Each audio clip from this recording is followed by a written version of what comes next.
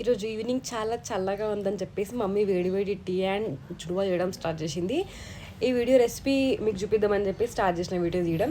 చాలా సింపుల్, ఏం లేదు. ఆయిల్లో కొంచెం ఆవాలు జీలకర్ర వేసుకొని ఎండుమిరపకాయలు వేసుకొని అది కొంచెం కలర్ వచ్చాక కరివేపాకు వేసుకోవాలన్నమాట. ఒక 2 minutes ఆగినాక అందులో పల్లీలు వేసుకోవాలి. పల్లీలు వేసుకొని సిమ్లో పెట్టుకోవాలి. అది మంచిగా వేగాక మనం అంతలోపు ధనియాలు పొడి వేసుకోవాలి. అందులోనే కొంచెం ఎల్లిపాయలు వేసి ఇంకొంచెం పేస్ట్ చేయాలి, ఎక్కువ పేస్ట్ చేయొద్దు. దాని తర్వాత అవి వేసి మంచిగా కలుపుకొని ఇంకా అందులోనే ఉప్పు పసుపు వేసుకుని వెంటనే మనం అటుకులు వేసేసుకోవాలి. దాని తర్వాత పుట్నాలు వేసుకొని ఇంకా కారం వేసుకొని మంచిగా కలుపుకోవాలి. ఎంత కలుపుకుంటే అంత మంచిగా టేస్ట్ అవుతుంది మనకి. ఇంకా అందరం ఈవినింగ్ కూర్చొని నేను మమ్మీ చెల్లి కూర్చొని ఇంకా టీవీ చూస్తూ చాయ్ అండ్ అటుకులు చాలా సూపర్ కాంబినేషన్. ట్రై చేయండి తప్పకుండా. ఇంకా వీడియోకి అయితే ఇంతే గైస్.